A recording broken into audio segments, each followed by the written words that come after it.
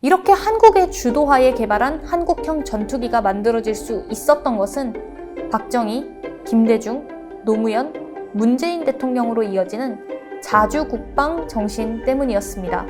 1968년 김신조 사건 등 1960년대 중후반 북한의 각종 도발이 일어났습니다. 또 1969년 아시아의 공산주의 국가와 자유진영 국가의 분쟁이 발생했을 시 분쟁의 책임은 당사국에 국한된다라며 주한미군 철수를 시사하는 미국의 닉슨 독트린 발표가 있었습니다. 이에 박정희 대통령은 미국 의존에 벗어나 자주적인 군사력을 건설하겠다며 자주국방을 천명했습니다. 당시 향토예비군 등 국가동원 체제를 구축하고 1970년 무기 개발을 위해 국방과학연구소를 설립하는 등 방위산업 육성에 전력을 기울였습니다.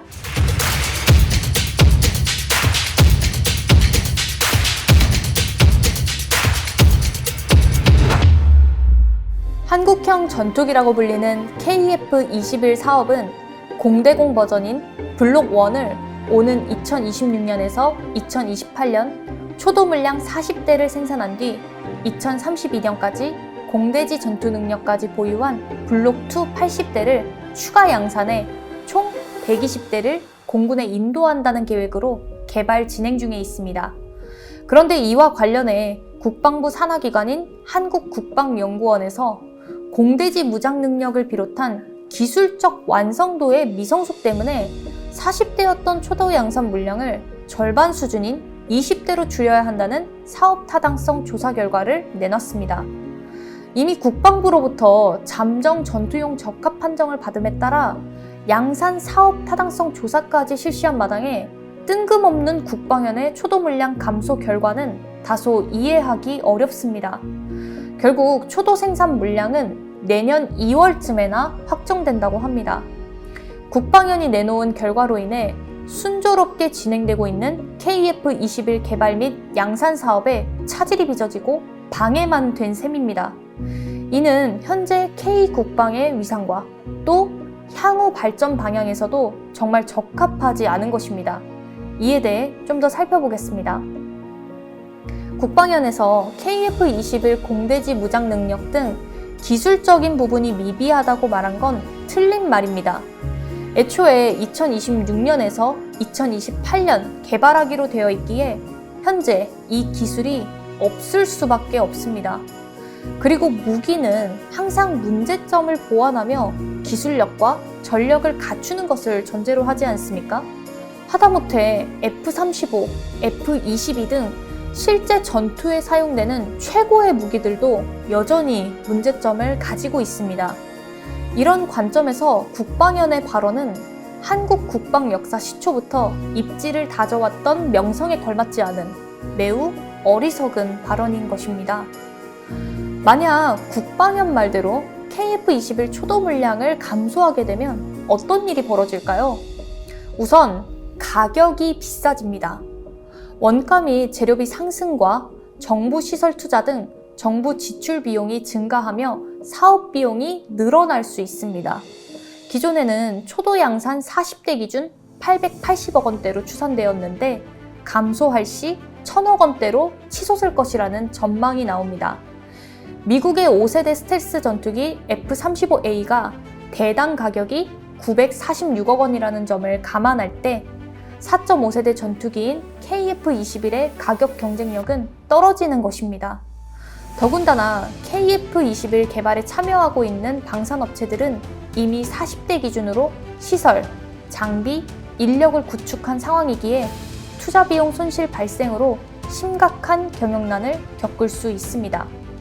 그리고 현재 KF-21에 대해 폴란드나 UAE 등 관심을 보이는 나라들이 있는데 자국 국책연구기관에서 반대하는 것을 어떻게 자신있게 홍보하고 수출할 수 있겠습니까?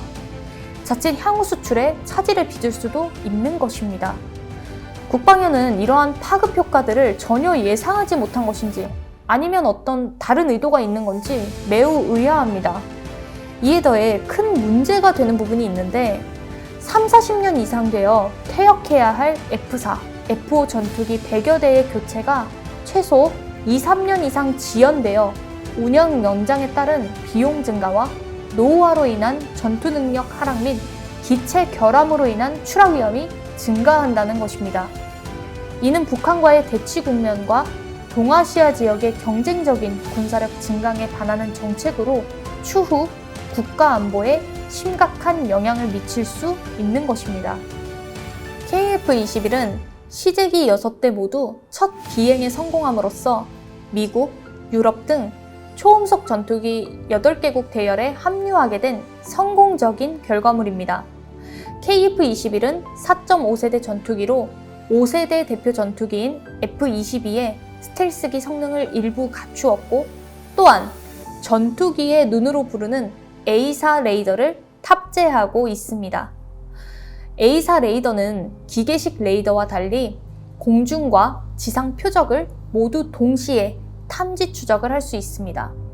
또 수많은 각기 다른 주파수를 사용할 수 있기 때문에 임의 주파수를 끊거나 섞어 전파 방사가 가능하고, 그로 인해 적의 주파수 추적에 대한 발각 위험이 적습니다.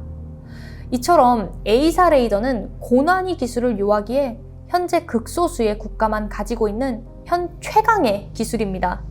중요한 것은 외국의 경우 십수년에 걸쳐 완성한 것에 비해 한국형 A4 레이더는 해외 기술 이전 없이 착수한 지 4년 만에 국내 기술력으로 완성한 결과물이라는 것입니다.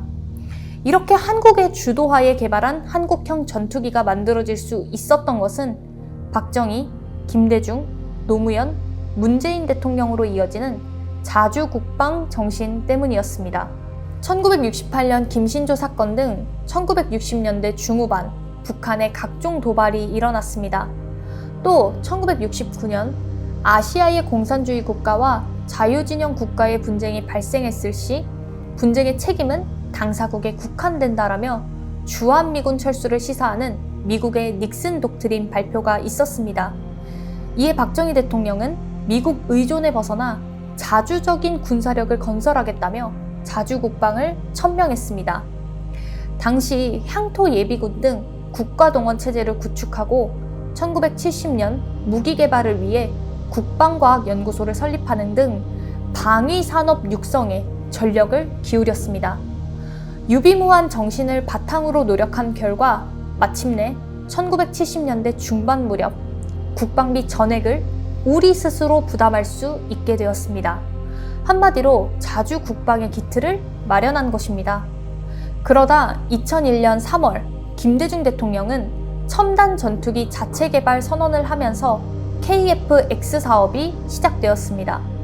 이렇게 우리 스스로 개발하고 사용한다는 자주성에 대해 노무현 정부와 문재인 정부도 강조했습니다. 특히 문재인 대통령은 한국방위사업청에 힘을 실어주며 군사 주권과 기술 자급자족 국산화에 심혈을 기울였습니다. 이로 인해 최첨단 전략 무기 개발로 국방력도 강화될 뿐만 아니라 방산 수출 수주액도 급속도로 증가했습니다. 2020년만 해도 2~30억을 웃돌았는데 2022년 173억으로 5배 이상 수주를 올렸습니다. 드디어 방산 사업이 수출형 글로벌 산업으로 발돋움을 하게 된 것입니다.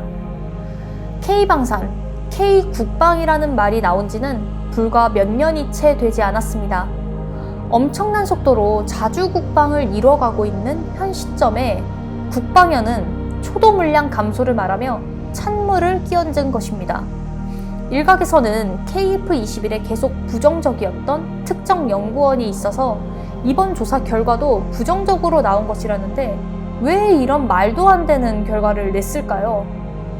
잘 생각해 보십시오. 개발이 불가능하다던 A4 레이더를 기술 이전도 받지 않고 자체적으로 만들었는데 하물며 공대지 무장이 가능한 전투기 하나 못 만들겠습니까? 만일 전투기 엔진을 만들어야 하는 것이면 이해가 갑니다. 그런데 엔진을 국산화하자고 하는 것이 아니지 않습니까? 한국은 이미 개발 및 전력화에 대해 계획한 시간대로 만들어가고 있습니다. 국방연과 특정 연구원은 KF-21 기술력 미비라는 이상한 논리를 가지고 트집 잡는 것밖엔 안 되는 것입니다. 이게 애국적인 행동입니까? 이건 자주국방 노선을 역주행하면서 우리나라에 백해무익한 것입니다. 여기서 윤 대통령은 전임 대통령들의 자주국방을 계승하여 국방연과 특정 연구원의 비상식적인 행태에 대해 먼저 규탄하고 평소대로 화내거나 소리를 질러서 본래의 계획대로 온전하게 이행하도록 해야 합니다.